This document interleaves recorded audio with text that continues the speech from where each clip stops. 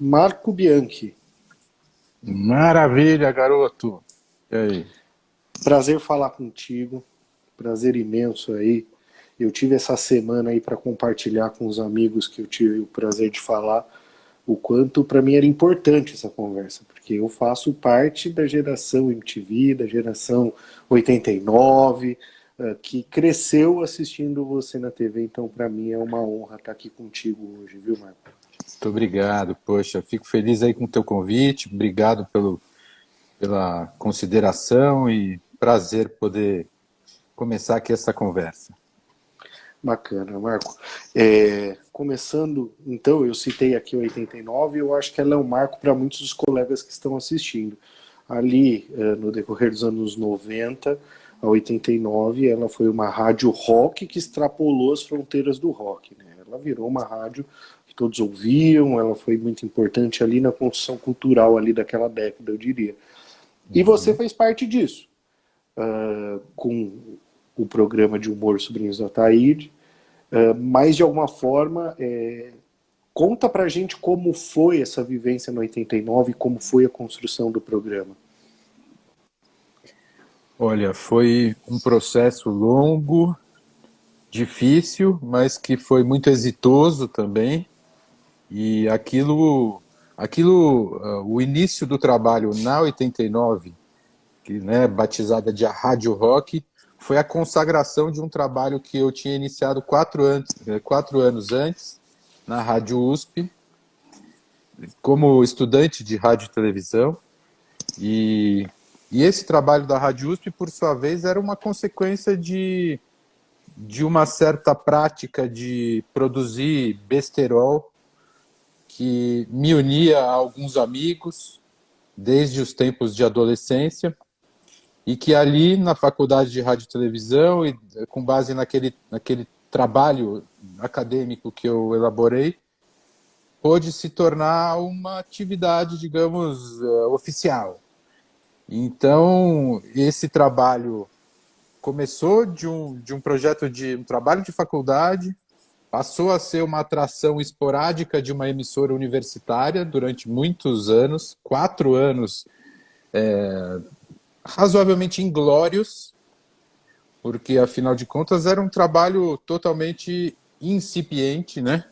Incipiente com C, viu? Que é um trabalho iniciante, no estágio inicial. E que, a partir do momento em que teve a guarida da 89 FM, passou a ser exibido com muito mais destaque, e daí exigiu de mim e de quem estava envolvido com isso na época, que era basicamente o Felipe Xavier. Depois tivemos também a parceria do Paulo Bonfá um pouco mais adiante, mas a gente teve que ali, né, enfrentar uma nova realidade, em que aqueles conteúdos até então infames da Rádio USP, que quando muito a gente mesmo ouvia, para uma audiência muito mais exigente, muito mais numerosa, e que no começo até teve alguns momentos de implicância, aqueles ouvintes que ligavam para a rádio e falavam, não, mas agora a 89 virou Jovem Pan, né, querendo dizer que tinha virado uma rádio mais voltada para o humor do que para a música. Aquela coisa até meio assim, né, digamos, ortodoxa dos roqueiros que só querem que a rádio toque rock, e o rock que ele gosta, obviamente. Se tocar um que ele não gosta também, ele vai reclamar. Tá errado também. Então teve esse primeiro momento, uma certa implicância, mas logo em seguida o programa caiu nas graças do ouvinte, e daí ele se mostrou com um estilo diferente daquele que era mais comum no rádio à época, e acho que isso favoreceu a apreciação assim, do público, e enfim, criou-se uma grande empatia entre o público e aqueles conteúdos que compunham os finados, ou quase isso, sobrinhos do Ataíde. E assim, pelo que eu li, Marco, isso durou até 2001, o programa, não sei se confere. Confere? Foi até 2001. Não, na verdade, o programa foi até... Os sobrinhos do Ataíde foram até 99. Tá. E eu continuei o meu trabalho na 89 durante mais alguns anos, depois com outros títulos. Foi quando houve a cisão da nossa ex-sociedade e, e daí eu passei a adotar outros títulos. Eu tive os Filhos do Egídio e passei a criar alguns outros repertórios dentro da 89. E, É, enfim, isso durou mais alguns anos.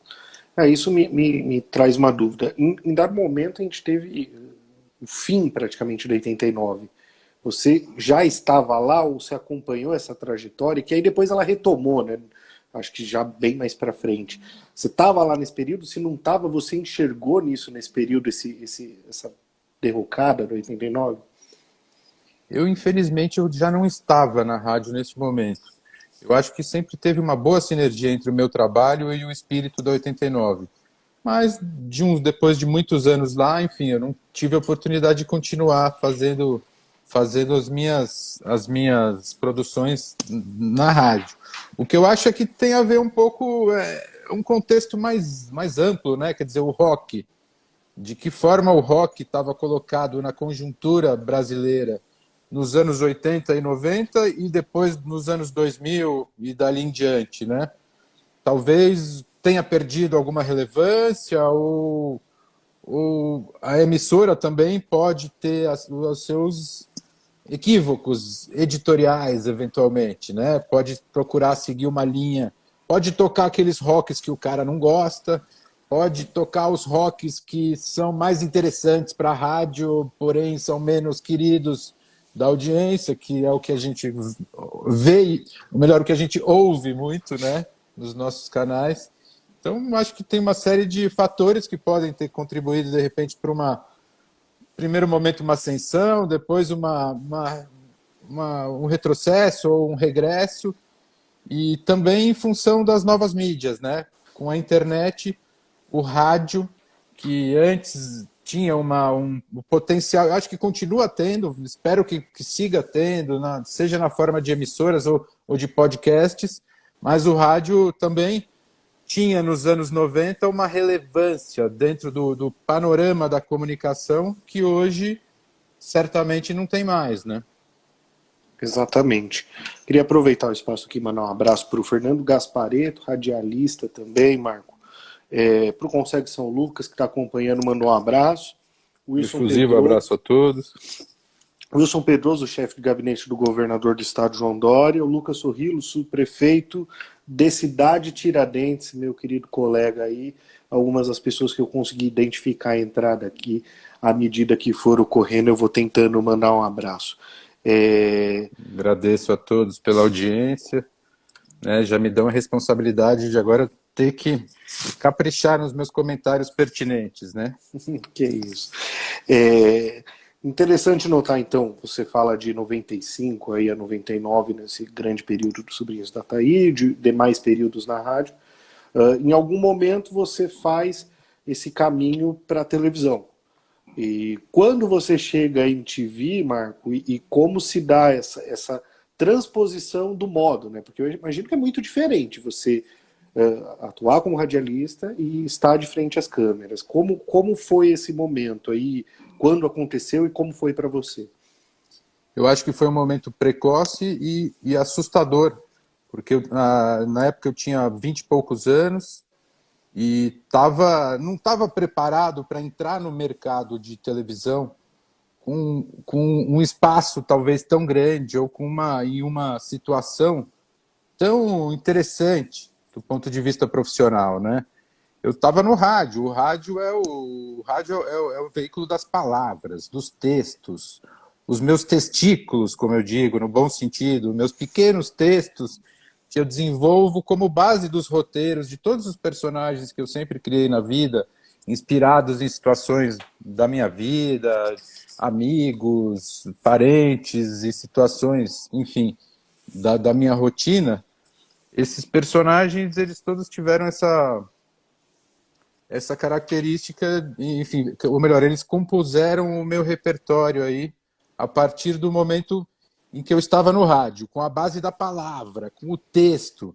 Quando eu me vi diante de uma tela, e diante de um evento que exigia de mim um improviso, mais do que o testículo, ou na verdade exigia os testículos também. Hoje eu sei qual que é a mistura que se pode fazer numa situação de transmissão como essa. Eu posso ter meus testículos, porque eu sei que aquele jogo vai ter uma situação em que o goleiro vai tomar um frango, ou vai ter uma falta feia, vai ter um gol perdido, vai ter essas N situações que a gente pode prever que vão existir num jogo de futebol ou num contexto qualquer. Então eu posso fazer um trabalho de criação de textos já prevendo tudo isso, mas ao mesmo tempo eu precisava interagir com o que estava acontecendo naquele momento, né? Então, a pitada do improviso, o ingrediente do improviso era muito forte. Isso me deixava um pouco assustado, mas eu, com o tempo, fui aprendendo a melhor forma de lidar com aquilo. E a melhor forma de lidar com aquilo, para mim, foi compor um personagem que não era eu exatamente, não era a minha pessoa física, porque eu também nunca soube me expressar artisticamente com a minha pessoa física. Eu sempre preferi fazer isso por meio dos personagens e continuo preferindo.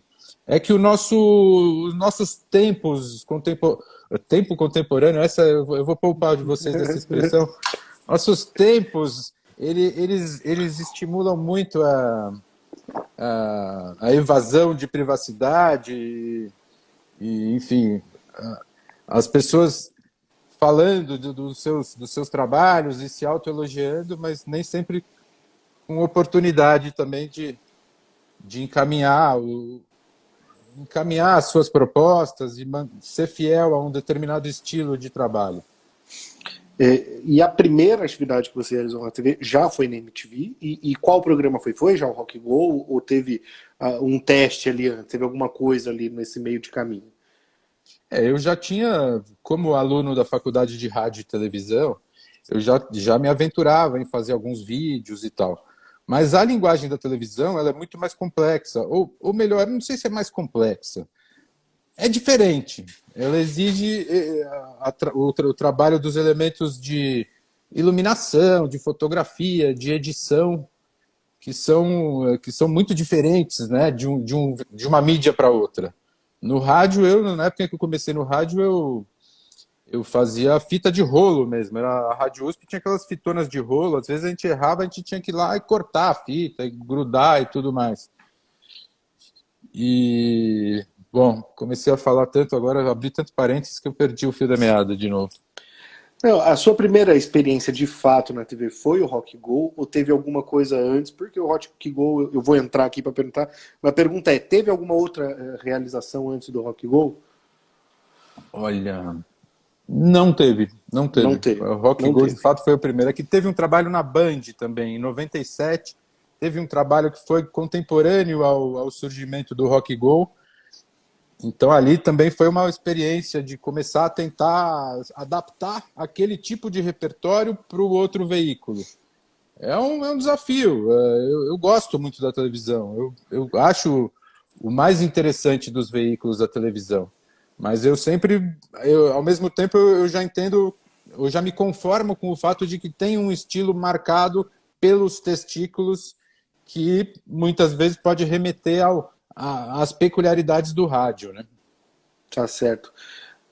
E de quem foi a ideia do Rock Go? Como que surge essa ideia? Porque, assim, trazendo para o cenário dos anos 90, como a gente bem falou, talvez passando a efervescência da música brasileira dos anos 80, mas ainda chegando ali, né, nos anos 90, muito daqueles grupos formados e alguns outros que também fizeram história aí no cenário. Você trazer esse campo da música para o futebol, que é uma paixão do brasileiro, e talvez também ali nos anos 90 ainda mais reforçada com o retorno da vitória do Tetra, então tudo aquilo envolvido. Quem teve a ideia de misturar essas duas coisas e como foi isso? Olha, no caso específico do Rock Go, foi uma iniciativa da emissora, antes, aliás, de o evento contar com a minha participação, com a participação do jornalista e farsante Paulo Bonfá. Eles já realizavam aquele evento, mas eles transmitiam de uma outra forma. Eles gravavam os jogos depois montavam alguns VTs e exibiam o material daquilo que tinha sido o torneio. E com a nossa entrada, o torneio passou a ter uma forma de transmissão mais elaborada, com câmeras. Realmente era como se fosse uma transmissão ao vivo, porque nós tínhamos uma cabine de transmissão, estávamos lá diante dos jogos, fazendo a transmissão em tempo real, né? E o trabalho foi aquela coisa.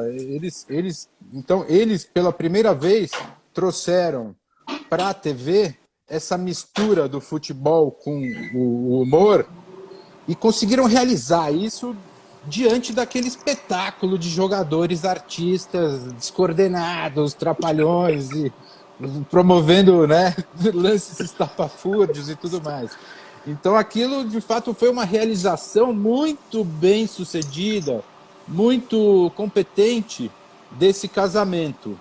E esse casamento de humor com esporte, mas eu posso até dizer que ele na minha carreira já era mais antigo, porque eu fazia no rádio o quadro do Mesa Quadrada Futebol Moleque. No primeiro bloco, Palmeiras, segundo bloco, mais Palmeiras, terceiro bloco, só Palmeiras, quarto bloco, Corinthians, São Paulo, Seleção Brasileira, Meninos do Vôlei, e mais uma pitadinha de Palmeiras, de modo que eu curtia já essa mistura, que também não foi inventada por mim, é uma mistura que no rádio brasileiro já existiu muitas décadas atrás. Se a gente for pesquisar o trabalho da PRK30, é um trabalho de humor do rádio dos anos 50, 1950, que é espetacular, e já fazia esse tipo de combinação. Então, é claro que isso já é meio que uma coisa óbvia. O futebol, o esporte e a diversão e o entretenimento, eles estão naturalmente próximos.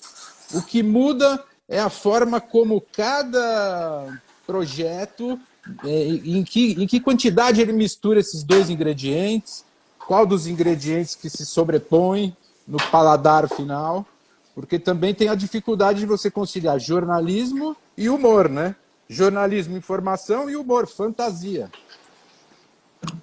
Marco, talvez esse caso aí que você nos fala, ele tem uma interpretação de interação entre a música e o futebol, porque você coloca os personagens para executar, né? Então, assim, é mais do que uma discussão sobre, é mais do que trabalhar junto, é você colocar, e aí vem aquilo que você falou, conhecemos figuras, eu acompanhei aí, acho que boa parte dessa trajetória, e aí até ia falar um pouco disso, figuras que ficaram famosas por conta do Rock Go.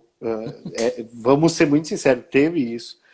E tem uma maldade oculta, Caio, desculpa interromper, mas uma maldade oculta dos dirigentes da MTV, realmente dos diretores da MTV, porque quando eles criaram o torneio pela primeira vez, eles fizeram o critério de escolha dos jogadores, não tinha nada de esportivo, ou de técnico, de futebolístico.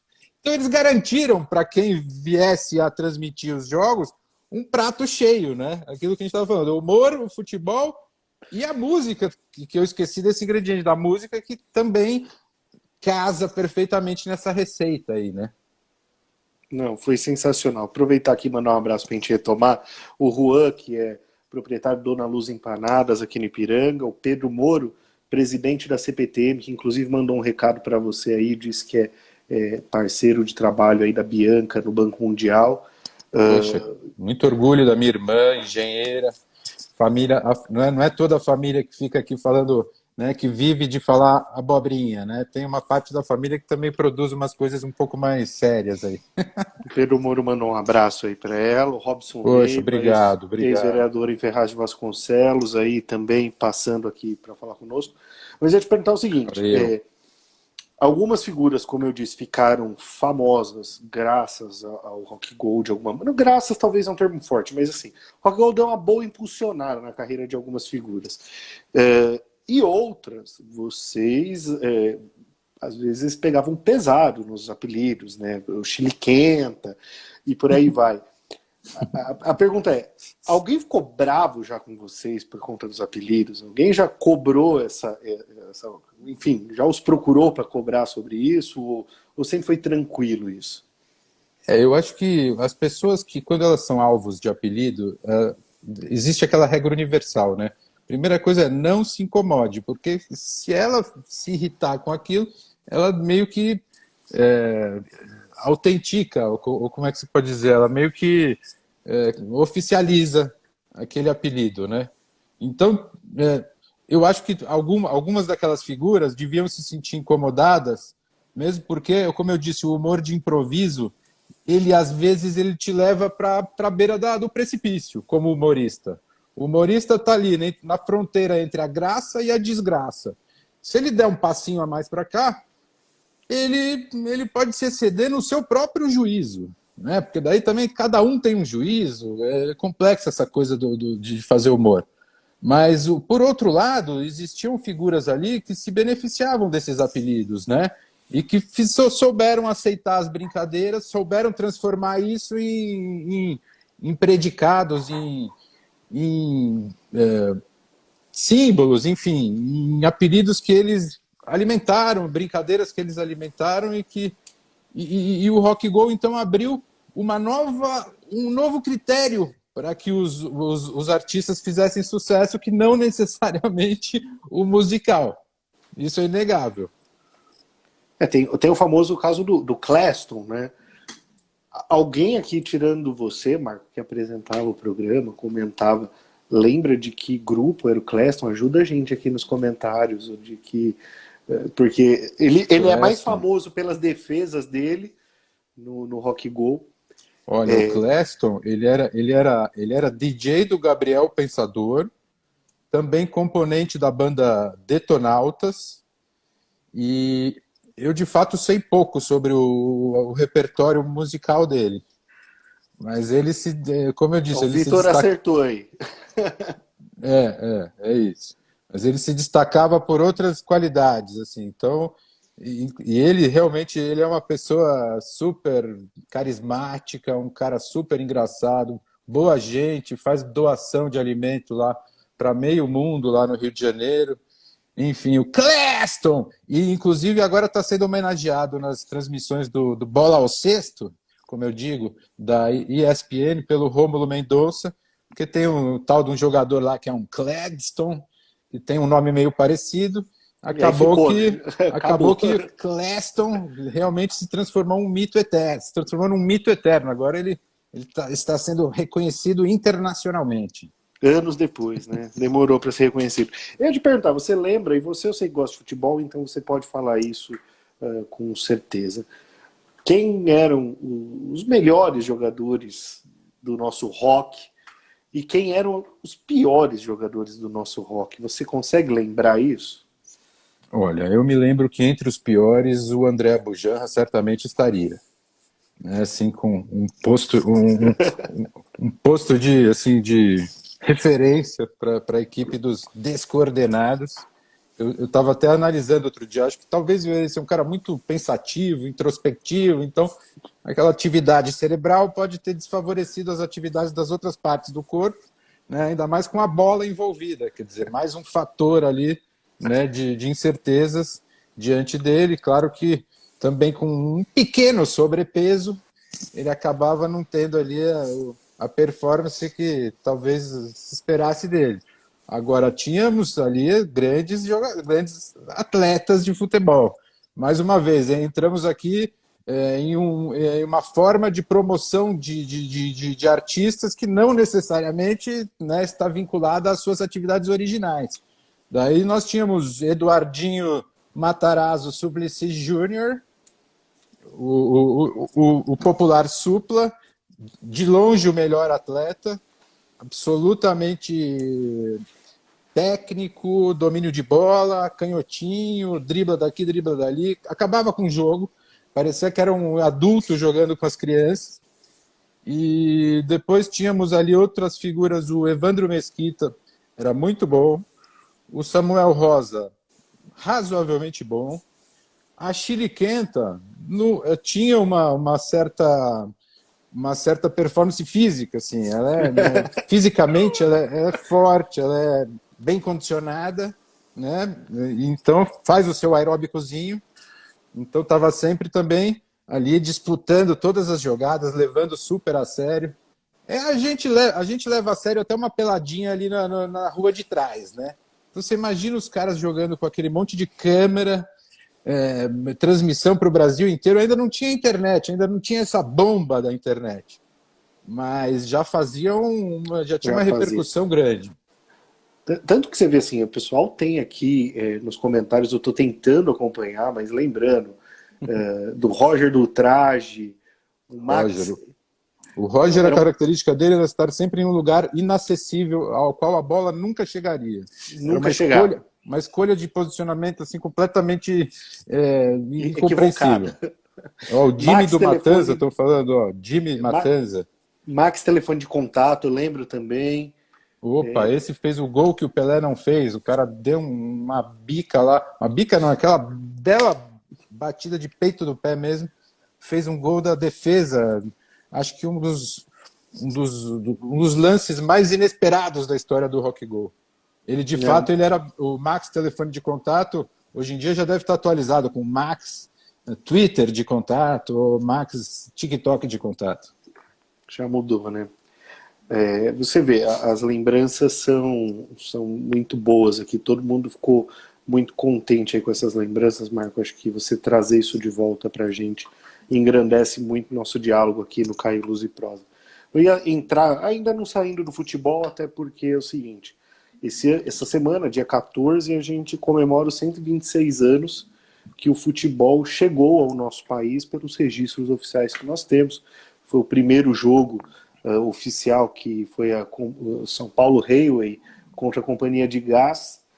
São Paulo Railway venceu o jogo por 4-2. E eu sei que o Rock Go é um pedaço aí importantíssimo da sua carreira, mas tem tudo a ver com você gostar de futebol, né? E aí eu ia te perguntar um pouco de como o futebol entrou na sua vida, né? Se você lembra ali os seus primeiros passos no futebol, como você começou a assistir, em que ano, quem eram seus principais ídolos e como começou o futebol para você? Poxa, isso faz tempo, cara, faz muito tempo. Eu tenho que aqui desenterrar aqui dos meus neurônios sobreviventes. Olha, eu era absolutamente fanático por futebol desde os 4 anos de idade.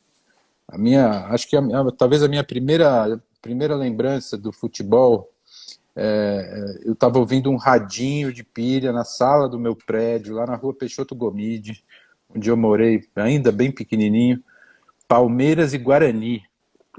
E daí o Palmeiras era um ano que o Palmeiras estava ganhando tudo, estava maravilhoso, de repente chegou na final do campeonato, o Palmeiras perdeu, teve aquele lance que o goleiro foi expulso, daí o então volante escurinho, quem não se lembra, foi para o gol, e o Palmeiras se ferrou, e eu desde molecote já sofrendo as consequências das instabilidades esportivas do desempenho do Palmeiras, mas sempre um palmeirense, assim, daqueles que não pensava em outra coisa. A primeira coisa que eu fazia, quase hoje não existe mais jornal, né? Mas quando eu era moleque, a vida inteira minha casa meus pais assinavam os jornais. A primeira coisa que eu ia fazer era pegar o caderno de esporte para ler as notícias do Palmeiras, se o Palmeiras tinha contratado o Baroninho, ou se o Aragonês estava contundido,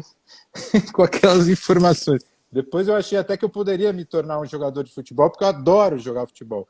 Mas eu nunca nem tive a oportunidade de treinar, e se tivesse tido, também não sei se eu teria envergadura moral para ir muito além dos chupetinhas da Cabo Friense. Não ia ter jeito. Você é de 72, então você pegou basicamente o começo dos anos 70 ali que o Palmeiras foi bicampeão brasileiro, você não viu. E depois você foi ver o Palmeiras campeão em 92, é isso? Acho que foi isso. 93, foi 93, né? Esse é o principal, assim, é a principal marca na minha memória futebolística do Palmeiras, minha grande alegria, né? De fato, eu nascido em O gol do 72. Evair. O Não gol do tinha Evair de visto, pênalti. eu já tinha 21 anos e não tinha visto o meu clube ser campeão, porque, né, quando foi pela última vez eu tinha 2 anos de idade. Então, aquilo ficou. E aquele time, né? Que aquele time do Palmeiras, mais uma vez puxando a sardinha, a brasa para minha sardinha, foi um marco na história do Palmeiras também, porque Edmundo, Edilson, Evair, Mazinho, Roberto Carlos, enfim, era um timaço, dava muito gosto de ver. Hoje em dia eu tô contente aí com o meu Verdão, com algumas conquistas, mas nem de longe a gente chegou àquele nível de espetáculo. Agora, você passou todo esse período, né?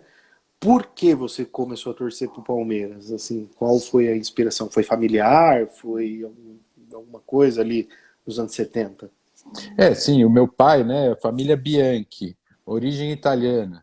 Aí meu pai, ele é bastante democrático, ele deixou claro pra gente que cada um poderia ficar super à vontade para escolher o clube que quisesse, desde que fosse Desde o que fosse. Palmeiras, é claro. E aí você, somado a isso, né, Marco? Eu imagino o sofrimento aí que era não ver o Palmeiras campeão, inegável, era o seu time de coração, e conviver com, até hoje, o maior período em que a seleção brasileira não vencia uma Copa, e aí isso soma ainda ao período da ditadura, da redemocratização. Então são anos muito vivos. A expectativa, eu sei que é a do nosso time sempre muito grande, mas a expectativa de ver o Brasil ganhar uma Copa, como você compara ela com 1993 e o pênalti do Evair e aquele grande time? Então, como foi esse momento? Olha, e logo depois de 93 veio 94, né, com o título mundial que a gente também esperou por décadas e que veio da forma mais sofrida do mundo, né? Agora, eu tenho a expectativa, eu acho que eu sou um grande amante do Brasil, um grande amante da nossa cultura e um grande amante do nosso futebol e do nosso estilo de jogo.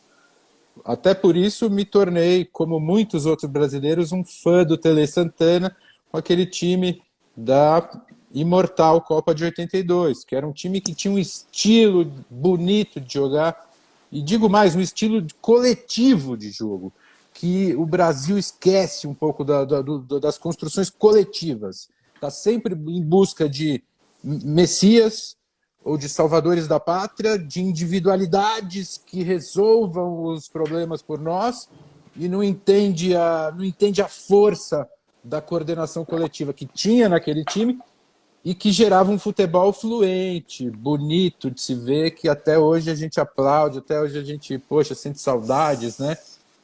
Aquilo ficou, enfim, ficou marcado aí na minha memória. Eu espero que o Brasil volte logo a ganhar uma Copa do Mundo, mas eu acho que isso pode não acontecer em função de tudo aquilo que a gente sabe que está errado na organização do futebol, na administração dos clubes, da seleção brasileira.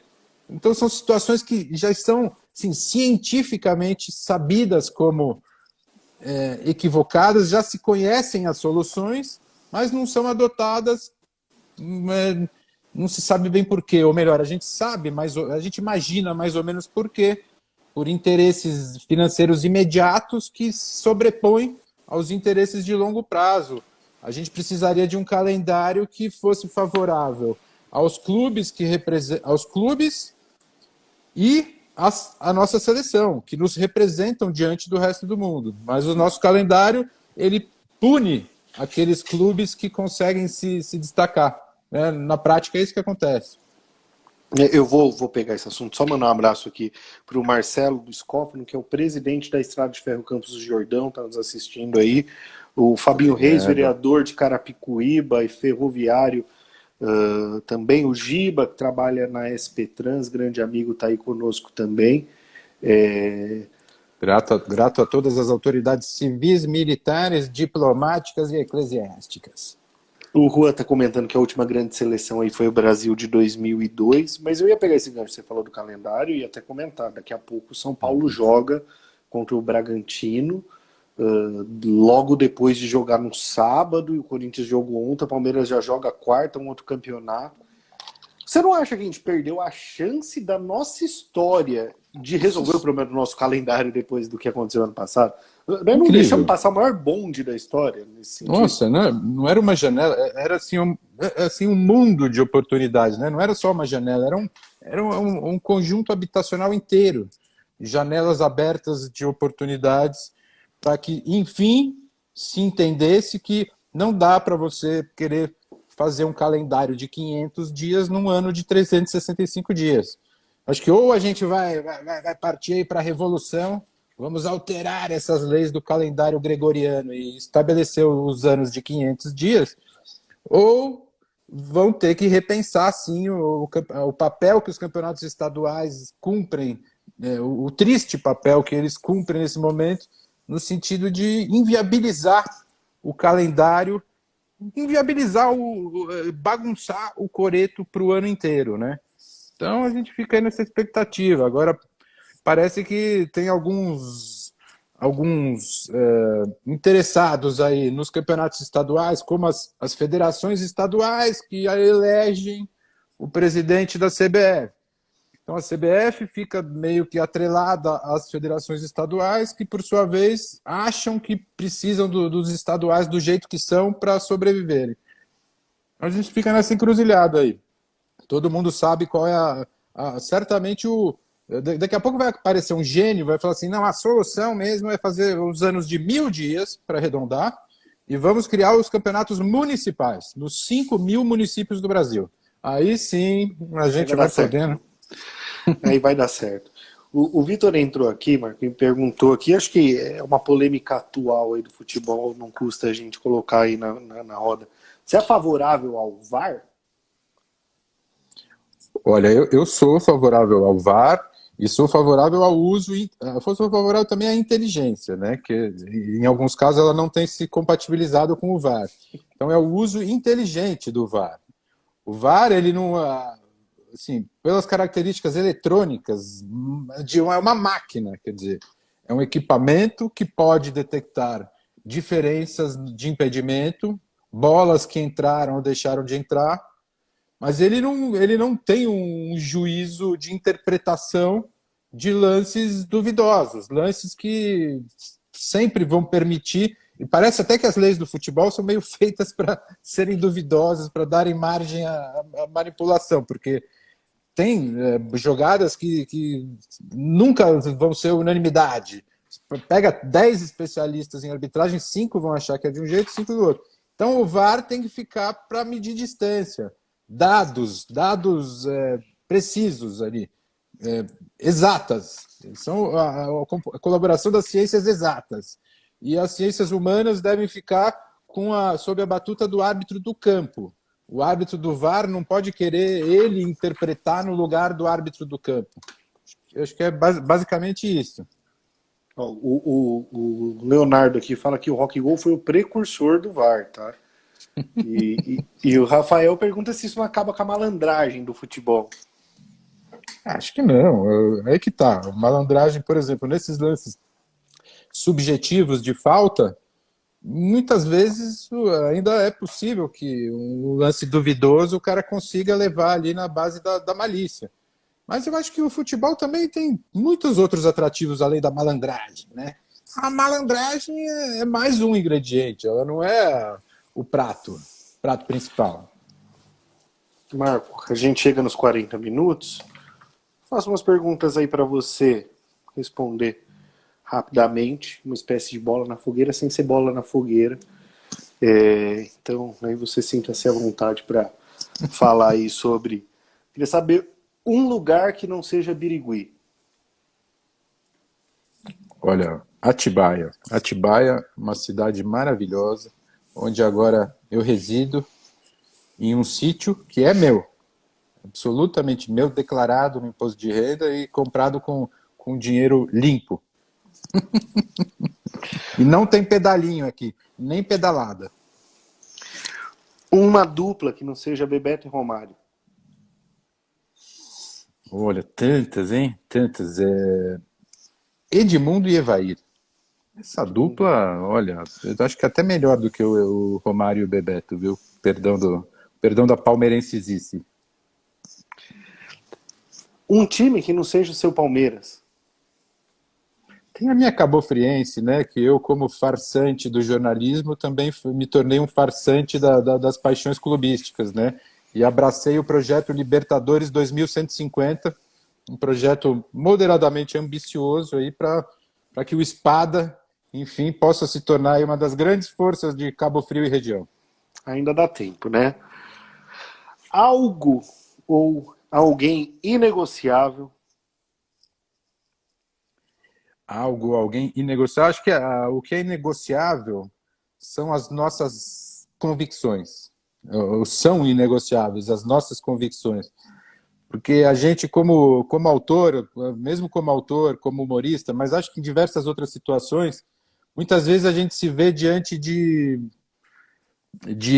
diferentes formas de entender e de julgar as situações. E é claro que se a gente tem que ter autocrítica também, não tem que se achar o dono da verdade, mas a gente tem que ser fiel aos nossos princípios. É isso que eu procuro fazer como humorista. Na condição de comunicador, humorista, radialista, é um grande desafio isso, porque existe uma certa conspiração, assim, no sentido de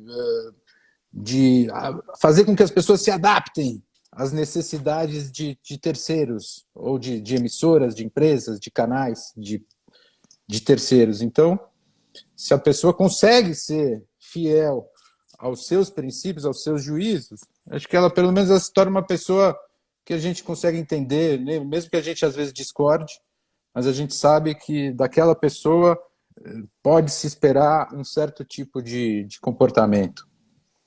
Sua resposta também agrega um pouco o algo ou alguém invendável que eu perguntaria. Então eu concluo com algo ou alguém imprestável.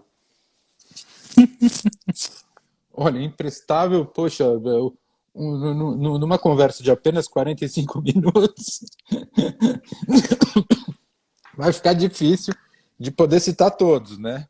Mas aí no Brasil a gente tem, acho que assim, de saída, tem dois blocos de imprestáveis.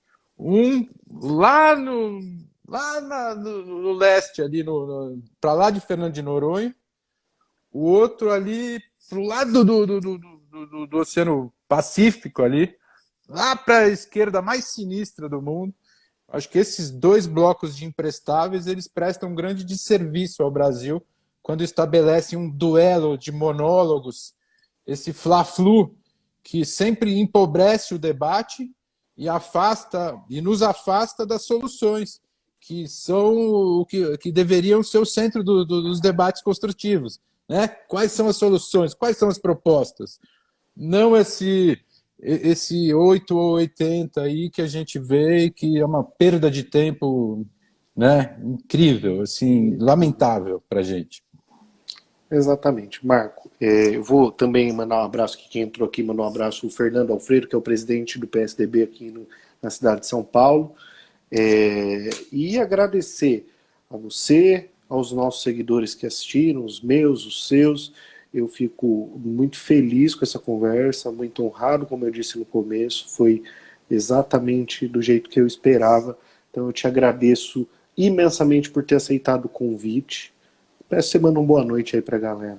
Maravilha, maravilha, Caio. Você que tem o nome do meu irmão, já tem um carinho já por conta disso, e que tem também uma qualidade muito rara nos dias de hoje, que você sabe ouvir, gosta de ouvir. Né? Então acho que isso também fica aí como um exemplo para os nossos ouvintes, ou para nossas ouvintas, e principalmente para aqueles que não têm o costume de ouvir muito, que preferem falar e falar. Então, um abraço efusivo a todos, grato pela audiência qualificada aí, seus seguidores, o pessoal aí da política, e vamos juntos aí. O Brasil que eu quero é um Brasil centrado e com norte. Abraço, beijo no cérebro. Abraço, obrigado.